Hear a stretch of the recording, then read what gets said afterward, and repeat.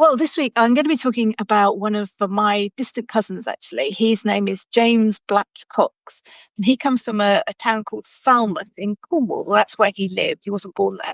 And he's quite an interesting character, and he's got a very large family. So I thought it's quite fun to talk about the sort of things that he did, that his descendants did, where his descendants ended up, and that sort of thing, and the impact that he had on the local community, because he was a very busy man. So he did things. He was an ironmonger. He was manager of the local waterworks. So they built a waterworks to actually supply water to the town. He was also a Methodist or Baptist preacher and various other and mayor. He found time to be the mayor. Well, it's interesting as you describe that because what I'm immediately thinking about is when we write our own stories about our own, immediate lives or whatever else we may join in on. It is funny to reflect back on how others will look at what we do, you know. Welcome, welcome. Hello, Sarah. It's lovely to see you joining in. Linda, Tammy, Marcy, it's just so fun to see you coming in from around the world as we get started with these in a more civilized hour here. And actually, as you go through sharing that, Emma, I'm struck a little bit. I guess perhaps it's the morning tea idea that I was thinking about James Morrison, Weatherby, George Dupree, which is one of my favorite poems. um, so as you go through these, how does that connect in with the rest of your journeys into genealogy? Tell us a little bit about your other projects. Well, I've got various different things that I do. So some people will know me for my podcast, Journeys into Genealogy. So that's been going for over 3 years now, and there's over 100 episodes. And I've talked with so many different people on there. There's people who've got interesting stories, people and experts, people in countries all over the world. And it's sometimes people approach me. Sometimes I get PR agents approaching me and saying that they'd like their clients written a book or something like that. Or sometimes people approach me directly, or sometimes I reach out to them. Yeah. Well, Yeah. as getting started and trying to get a little visibility to what you're doing, let's face it, the secret is to talk to people you don't know. Hello. Definitely. Yeah. We actually had a conversation about this the other day about it. Sometimes things can become an echo chamber where you're always talking in the same group. So you need to find new people, and people grow through talking to other people. And I always learn. I learn from everybody I Yeah. speak to, whatever's actually going on. Yeah. Well, you're such an inspiration. I find that every time I am talking to you, I get all inspired about new things I hadn't thought of. And I think it's like maybe it was in our conversation, the idea of tide pools. I've always lived near Mm, the ocean. And one of the fun things about a tide pool is it's always bringing in fresh water. And in fact, of course, the animals evolve to need that. And I think as human beings, we kind of need that. And certainly our writing and creativity need that too. In many ways, as a listener to your podcast, I find it's always such a refreshing way to think about things I'd never thought of before. It's one of the things I'm so proud of with Emma Explores is that you are looking at the stories in your own family, but mm. remixing them into themes and explorations as if you are an archaeologist, a scientist looking at your at your own history and where it goes. That is it's refreshing and encouraging and engaging as you get to know your speakers in Journeys into Genealogy. Unlike, I mean, Projectkin, we have a number of regular series, but you have a new speakers all the time. Each new interview is someone completely different. How do you do that? How do you even get started? There's all sorts of different things. I've been doing it for a little while now. So when I first started, it was a bit reach out to somebody. Would they be interested in doing it? And it's like you sort of say, I want to help other people. So I was thinking, well, whatever publicity I can give somebody is generally a very good thing. And most people are quite happy to speak. Some people, it's been the first time they've ever spoken live about something. So it might be their family story or something like that. but other people are quite experienced speakers. So you never quite know what level somebody's at, or how confident somebody is. Sometimes you actually have a few technological difficulties where the sound quality might not be particularly brilliant, or you might get interruptions, but you deal with those as and when you need to. And I like to try and speak to my people beforehand to sort of give them a bit of an idea about what to expect. So we try and come up with the sort of subjects to be talked about, and sort of, it's not prescriptive, it's talking about sort of the things to actually cover, really, and then sort of see how the conversation flows. I always put it like that: the conversation flows, because you never quite know what you're going to talk about. You can have an idea and it might go off at a bit of a tangent, and sometimes I do have to reel people in a little bit, because people get very enthusiastic and they can carry on talking for a long time, and it's all, occasionally it's a bit, right, we've got to nearly an hour now and I do need to stop. So but no, it's fun. Not naming names. Well, one of the things that I find is that as we look at what we're doing today, uh, as you know, I tend to get a little self-conscious about the technology that we're playing with. And, the democratization of media that we have lived through is quite extraordinary.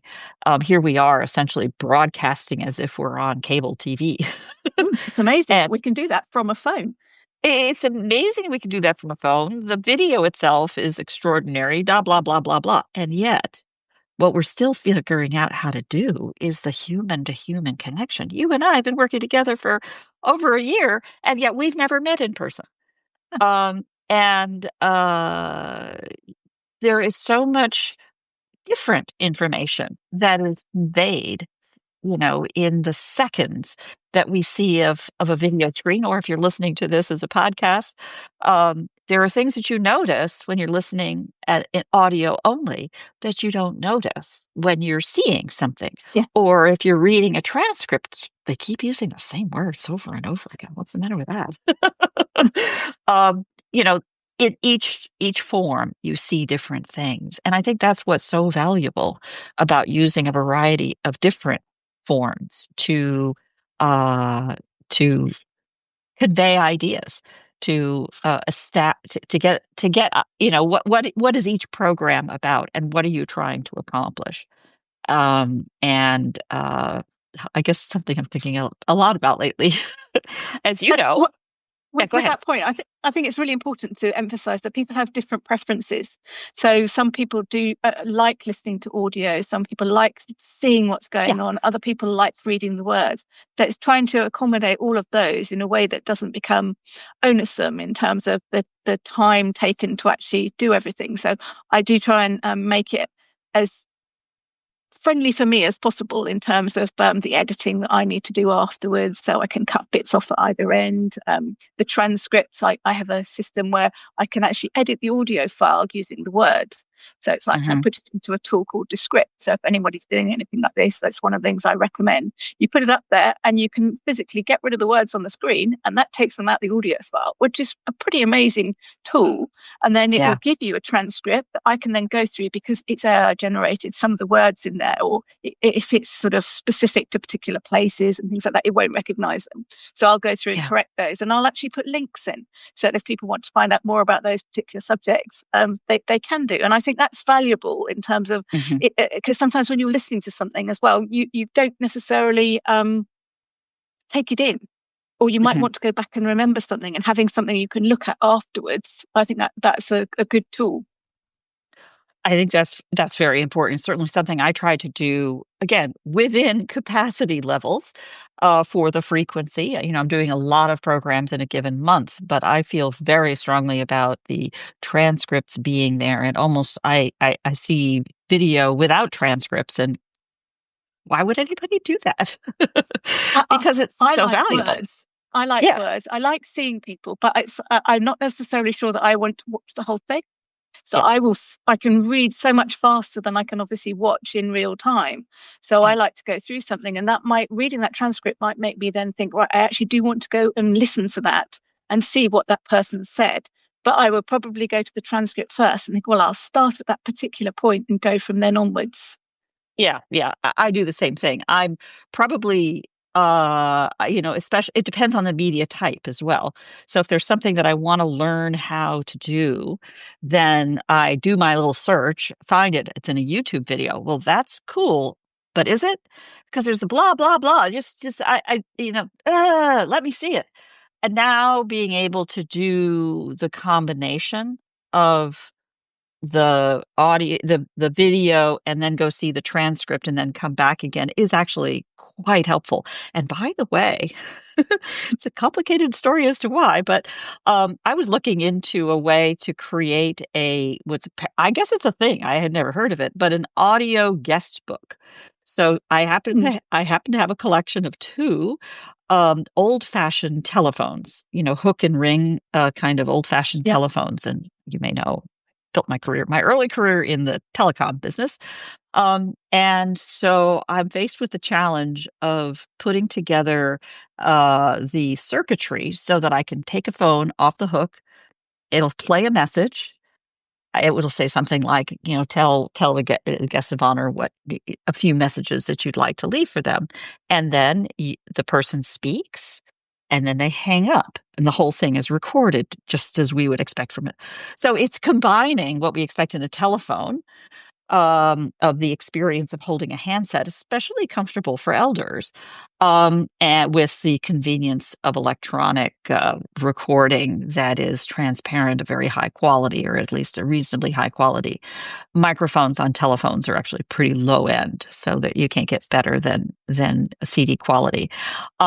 And sure enough, 2 clicks, and there's this guy who's done it, and he's got all the list of parts, and you don't even have to do any soldering, but Mm. it's just this close to that. So I'm not allowed to do that project yet till I finish another project. But I think that'll be kind of fun to do. And I was thinking through this morning, is that something that, uh, how generally would that kind of a tool be useful? Because on the face of it, it seems very neat, but really, um, I don't know. The craziness that is out there in what I'm trying to get across of storytelling coming in so many different forms. Once you have the scaffolding of the facts of history, who people are, then going in and pulling in the richness of the heart, the richness of the motivations, the things that people will tell you in the richness of voice and video and whatever else, it starts to convey something very different, I think, and I think more meaningful than certainly than the facts alone, or getting back to the point about the richness of human expression beyond the printed word, the written word. Um, anyway, I go off into fantasy. Well, talking about video there, I always like trying to do a Zoom call prior to actually interviewing somebody, just so that we can see what we each look like, and sort of it gives somebody an idea about what to expect. They get a bit of reassurance, I get a bit of reassurance, and you're familiar. It's not like you're going into something completely cold, because for some of these people, it is the first time that they've done something like that, or they may not have done it very frequently, and people are sort of nervous about making mistakes. And it's like, no, you can't make a mistake. I can edit things out, and everything's fine, and just letting people know what to expect. Yes. Yeah. It's like everybody, I think, in a new media needs a minute to get their bearings. It's like Mm. standing up on a ship. And you need a minute to get your bearings, and then you can center on the human factors. And the human factors of, look me in the eye and talk to me. Don't think Mm. about the fact that you're talking to a wall. Remember, I so vividly remember my first experience on video, which I thought, what we used to call talking phones, right? Or video phones. Yeah, video phones. And how crazy this was. And I was escorted, and, you were going to do a video call with so and so. It happened, the company that the name escapes me for the moment, but one of the earliest pioneers in video calling, what we later called video conferencing or video phones, within our building. And so I was invited upstairs and into the little secret room to go and talk to the wall. It's like, I'm talking to a wall, people. But we think nothing of it nowadays. There's nothing, you know. People walking along with their phones or in the grocery store. Which one is it? You know, which kind of ice cream do you want? That's that I have to say, walking down the street and seeing people having a conversation, you still get that. Are they talking to me? What are they Yeah, doing? Are they yeah, talking to themselves? Oh, they're on the phone. Okay. And yeah. even though people have been doing it for a long time, several Oh, yeah. years, you Right. still get the little bit of a, okay, yes. Oh, I mean, the earbuds walking down the street and people talking to themselves. I remember being on BART in 2008, maybe to 2000. I got an iPhone in, like the day it came out in 2007. I'd been in the Macintosh space for a long time. And so there I was on the train, on the subway, tapping on the face, on the glass of my phone. And people were looking at me. What are you doing? Why don't you just get one with a keyboard? What is your problem? Yeah. Yeah, I can remember having a phone and it's like it had a keyboard and a keyboard was essential. It's like why would you go to one that hasn't got a keyboard? I need a keyboard. I have to have a keyboard. And it's like, no, you don't have to have. But it's how familiar you are, or if you can accept doing something different. I can remember when the iPad came out thinking this is stupid. One of those. I'll never use one of those. And I nowadays idiot. it's an essential tool. Oh yeah. I mean, do we need to watch movies in bed? No. Reading TV though, shows, TV taking shows. it traveling, reading books, having a library of books on there, brilliant. Absolutely, Yeah, absolutely. Who needs? You know what? We're starting to sound old. we are old, Barbara. I hate to say it. No, no. And of course the secret revenge of being old and letting the kids make fun of you is the fact that and I know that they're going to get old too. Any kind of luck, you know, they too will get the reading glasses and figure it out. And it's you look back and you think of previous generations and how the world has changed in the last 100 years. The pace of change is immense. You look back at my grandparents' generation, they would be absolutely shocked to see what things are like nowadays. I mean, they did have a telephone and they did have a television. My grandfather bought a Betamax. Do you remember Betamax? Rather Oh, than VHS, hey, don't even get well. We'll come back which to was the better quality, but we'll come it back to wasn't the the most popular. Betamax, or as we called it, Betamax.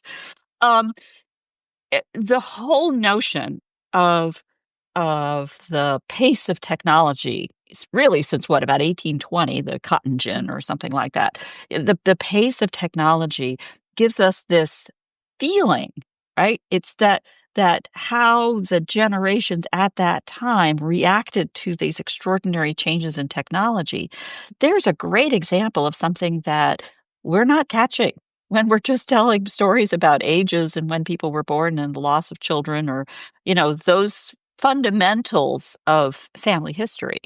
When we start to put the family in the time and see how the introduction of a car. I mean, again, I've been in technology my whole career here, but having people say, "Oh, I don't do that." It's a definition of me to not participate in this new technology thing. Ah, I feel like saying, "Come on, man, grow up."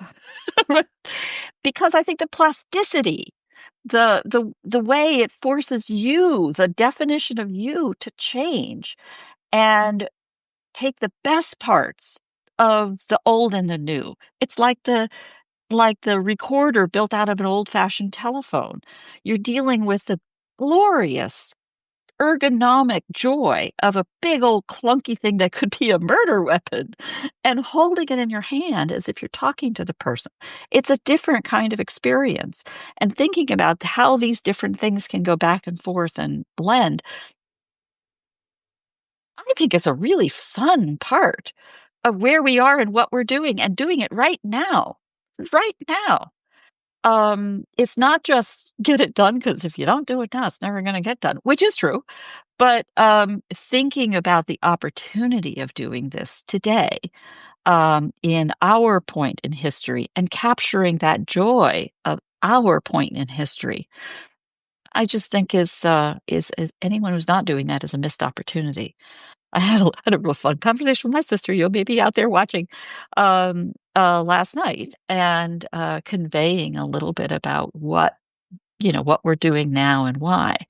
And sometimes you realize that no, you still haven't been getting the idea across, and there's a lot of work to do. And I think you know, that may be a good place to bring this to a close because the whole idea of these little brief sessions is to give a little preview of what's ahead, have a real human conversation about where it's going, and share that joy with all of you. Thank you so much for joining. It's always fun to see and fun to see the comments in the recordings and the rest of it.